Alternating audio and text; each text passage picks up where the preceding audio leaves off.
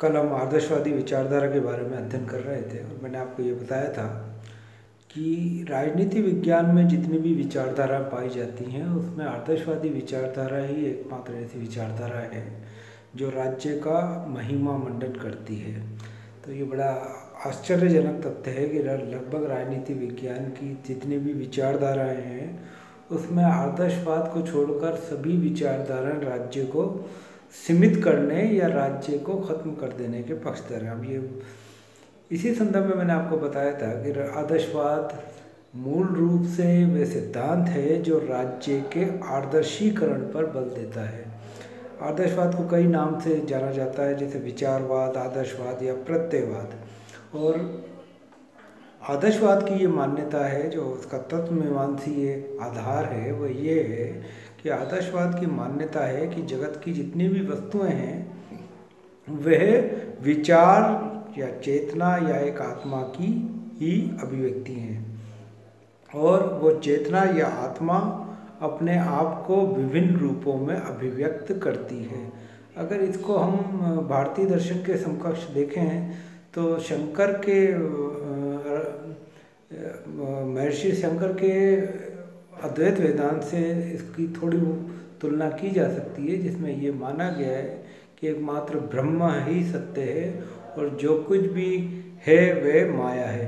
तो इस रूप में आदर्शवाद का दर्शन थोड़ा बहुत शंकर के अद्वैत वेदांत से मिलता जुलता है, यद्यपि कई इसमें असंगतियाँ भी पाई जाती हैं।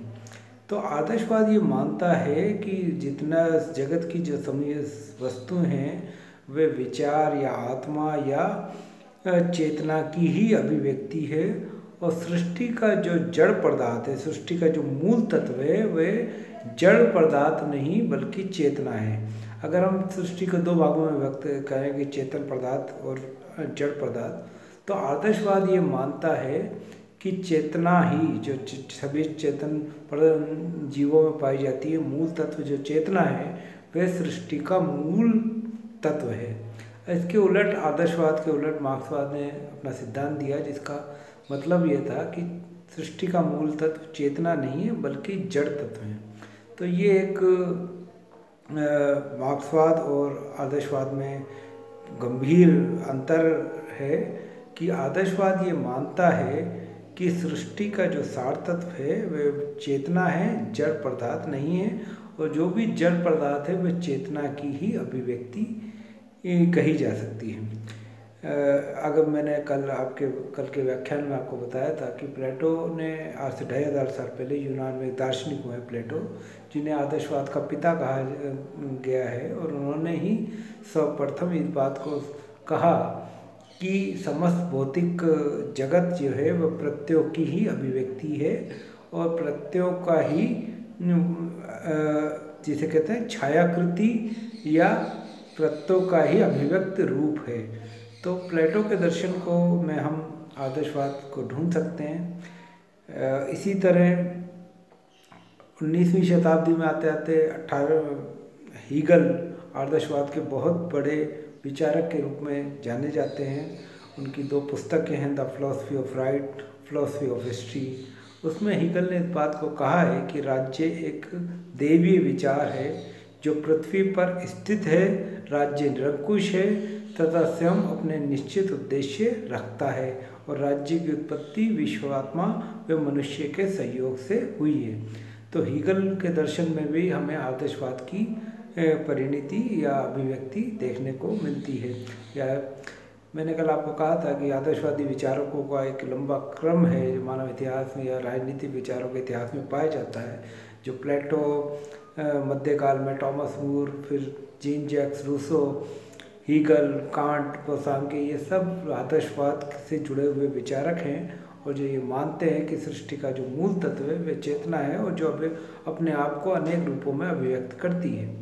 और इसी रूप में आदर्शवाद ये मानता है कि जितनी भी संस्थाएं हैं उस जैसे मनुष्य, आदर्शवाद पहला इस बात को मानता है कि मनुष्य में उस चेतना की सबसे अच्छी अभिव्यक्ति हुई है। प्राणियों में सबसे महत्वपूर्ण मनुष्य इसलिए है कि उस आत्मा या चेतना की सर्वोत्तम अभिव्यक्ति मनुष्य में होती है, क्योंकि मनुष्य एक विवेकशील या बुद्धि रखने वाला प्राणी है।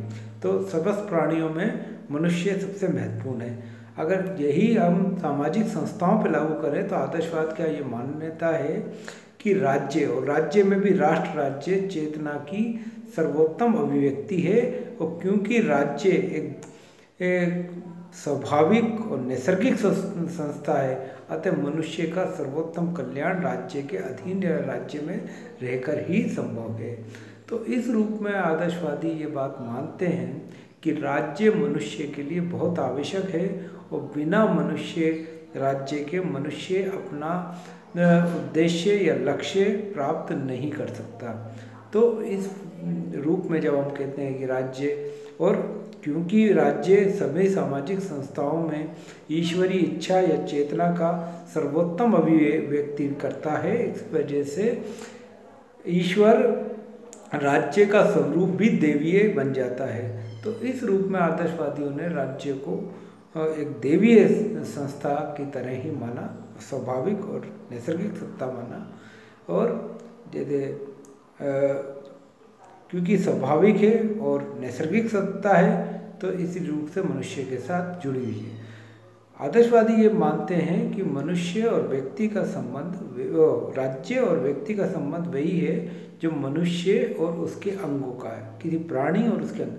जिस तरह अंग बहुत आवश्यक है किसी भी जीवित शरीर के लिए, और बिना शरीर के उन अंगों का भी कोई महत्व नहीं है, इसी तरह राज्य के लिए व्यक्ति ज़रूरी है, और राज्य के बगैर व्यक्ति रह भी नहीं सकता है। अतः राज्य, इस सिद्धांत को हम सावयव या ऑर्गेनिक थ्योरी ऑफ स्टेट कहते हैं, जिसमें ये बात मानी जाती है कि राज्य और व्यक्ति का संबंध वही है जो मनुष्य या किसी प्राणी के शरीर और उसके अंगों का है। दोनों एक दूसरे पर निर्भर होते हैं। तो जैसे प्लेटो ने कहा कि राज्य व्यक्ति का ही वृद्ध रूप है। तो इस रूप में हमें बात समझनी चाहिए कि आदर्शवादी ये मानते हैं कि राज्य एक स्वाभाविक और नैसर्गिक संस्था है, और साथ ही साथ राज्य और व्यक्ति का संबंध शरीर और उसके अंगों की तरह ही है। इसे राज्य के सावयव सिद्धांत के रूप में माना जाता है। दूसरा ये बात ये है कि राज्य एक नैतिक संस्था है। आदर्शवादी ये मानते हैं कि राज्य एक नैतिक संस्था है, और मनुष्य अगर नैतिक जीवन की प्राप्ति करना चाहता है तो राज्य के अधीन ही रहकर हो सकती है।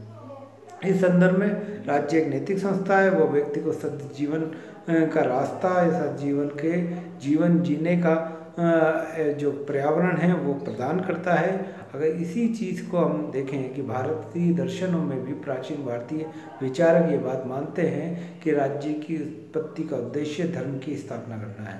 बिना धर्म के राज्य के अस्तित्व का, धर्म और राज्य एक दूसरे पर निर्भर हैं। बिना राज्य के धर्म की कल्पना नहीं की जा सकती, और बिना धर्म के राज्य की भी कल्पना नहीं कर सकती। राज्य की संस्थागत जो शक्ति है वह धर्म को लागू करती है दंड के माध्यम से। तो इस रूप में राज्य एक नैतिक संस्था है। ये बात आदर्शवादी भी मानते हैं कि राज्य एक नैतिक संस्था है, और व्यक्ति अपने नैतिक जीवन की प्राप्ति राज्य में रहकर ही कर सकता है।